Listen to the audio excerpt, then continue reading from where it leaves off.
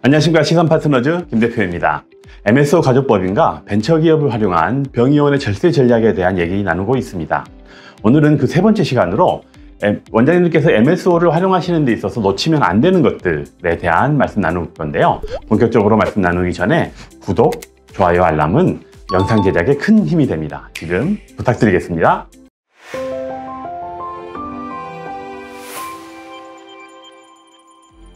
이전 시간에 먼저 첫 번째로 병의원 절세가 어려운 이유에 대해서 말씀 나눈 적이 있고요. 그리고 이어서 병의원에서 실질적으로 활용하고 있는 현실적인 절세 전략, 실제 사용하고 있는 절세 전략 5가지에 대해서 비교하는 영상 남겨드렸습니다. 이 앞에 두 영상을 아직 보지 않으셨다면 이 두 영상을 먼저 보시고 오늘 영상 이어서 시청해 주시기를 권장드립니다. MSO 활용하시면서 놓치면 안 되는 것들에 대한 얘기 계속 나눌 건데요. 첫 번째로 먼저 그 MSO가 무엇인지에 대해서 한 번 더 짚어보도록 하겠습니다. 물론 MSO가 무엇인지는 다들 알고 계시겠지만 한 번 더 짚어보면 MSO는 병원의 경영을 지원하는 회사, Management Service Organization 이라고 통칭 불리고 있습니다. 현재 MSO가 가장 그 일반화된 경우는 바로 네트워크 병원인데요. 네트워크 병원은 이제 의료인 1인이 한 개의 의료기관만을 개설할 수 있는 그 의료법상의 제한, 그 제한을 극복하기 위해서 여러 의료기관을 하나의 브랜드로 연결하고 통합적으로 경영을 수행하는 방식으로 활용되고 있습니다. 이때 이 MSO는 바로 그 네트워크 병원의 그 본사, 가맹본부 역할을 하게 되고요. 관련된 상표권이나 직접재산권에 이제 귀속되는 이제 주체가 됩니다.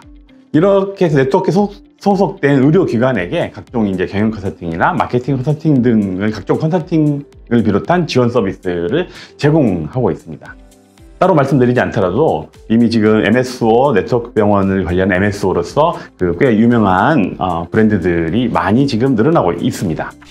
이러한 이제 MSO의 전통적인 MSO의 주요한 역할들을 보게 되면 MSO를 중심으로 해서 병의원에서 활용되는 의료 인력 외에 인력에 대한 지원이나 이런 것도 관리 서비스가 이루어지고 있고요.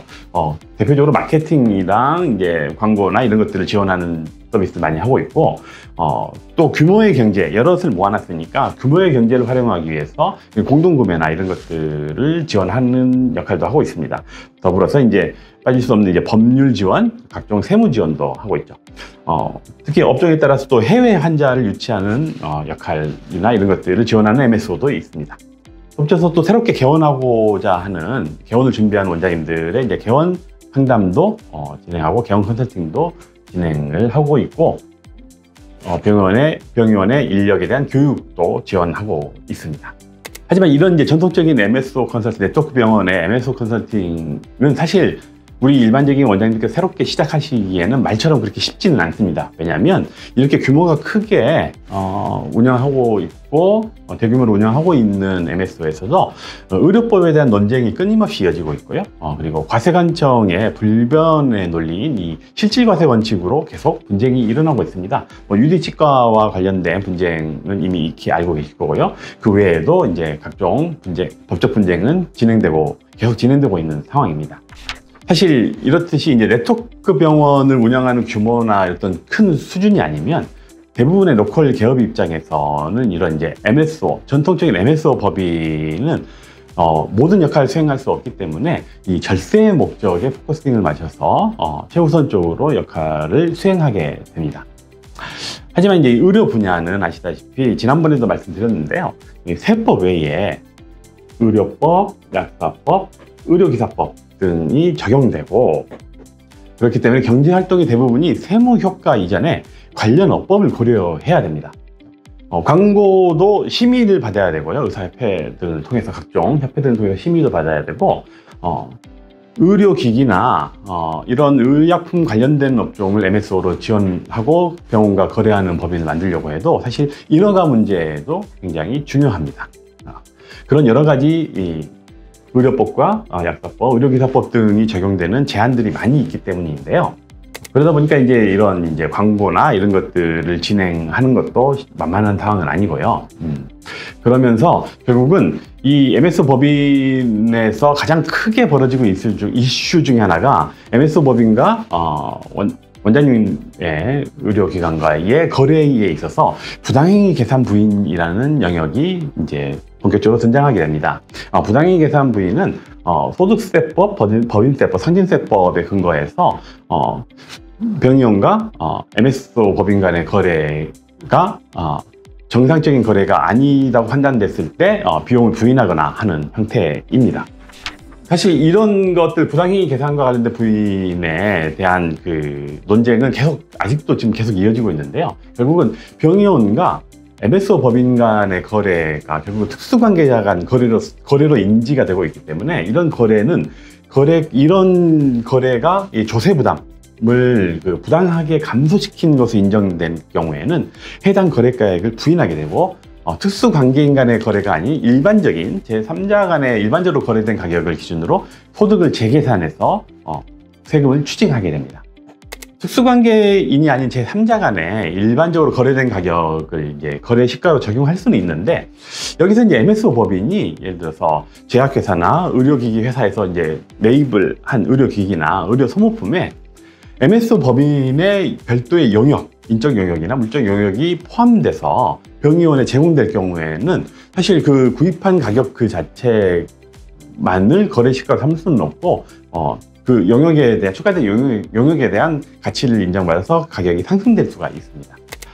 이렇게 MSO 법인에서 투입되는 이제 그 가치만큼 이제 납품 가격이 상승하는데, 다만 이 상승해서 올려진 그 판매 가격이 합리적인지에 대한, 또는 이게 조세 부담을 부당하게 감소시킨 과도한 거래인지를 이렇게 판단하는 것이 지금 쟁점이 되고 있습니다. 예를 들어서 의료기기로부터 100만 원에 사온 물건을 병의원에 200만 원, 300만 원에 납품하는 게 적당한지, 어느 금액이 적당한 것인지에 대한 논쟁입니다. 이런 상황에서 만약에 MSO 법인에 이런 인적, 물적 설비마저 없다면 사실 판매 가격에 추가적인 가격 상승의 요인을 적용하는 거는 굉장히 무리가 되고, 결국은 그렇게 상승된 금액은 부인이 될 가능성이 높습니다. 이런 MSO 법인이 인적 설비나 물적 설비가 없는 상태에서 사실 어쨌든 주장은 할 수 있지만 실제 역할을 뒷받침할 설비가 없기 때문에 가공거래나 허위거래로 판정받을 가능성이 높습니다. 세금 추징을 받은 다음에 조세불복을 통해서 해결해야 되는데, 사실 이런 이제 각종 인적, 물적 설비가 없는 경우에는 결과가 그렇게 좋지 않는 게 대부분입니다.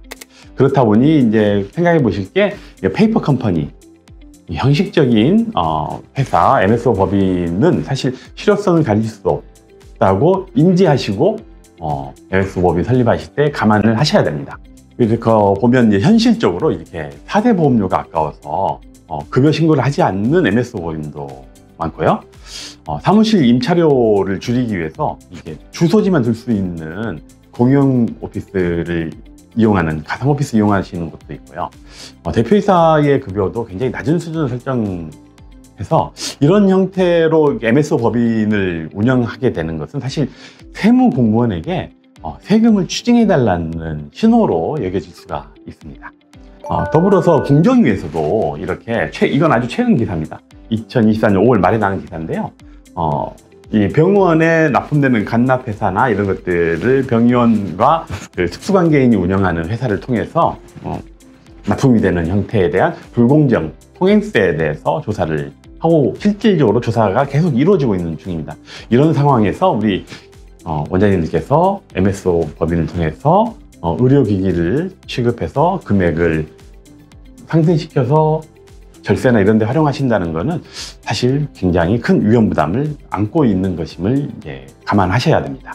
그렇지만 뭐 모든 게 다 안 되는 건 아니고, 당연히 이런 MSO 법인이 그래도 법인 운영하는 게 원장님들께 실익이 큰 케이스들이 있습니다. 어떤 케이스들이 있는지, 물론 여기에 있는 것만 다는 아니지만 대표적인 케이스들 한번 소개해 드리도록 하겠습니다.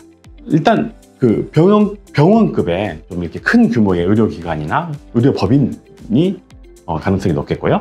그리고 병과로 보면 치료나 시술, 수술 과정에서, 여기 보시면 치료나 시술, 수술 과정에서 주요 의약품과 의료기기를 그런 소비가 많은 병과 전공들, 대표적으로 정형외과나 치과, 성형외과, 피부과, 안과 등이 여기에 좀 해당될 가능성이 높은 병과입니다.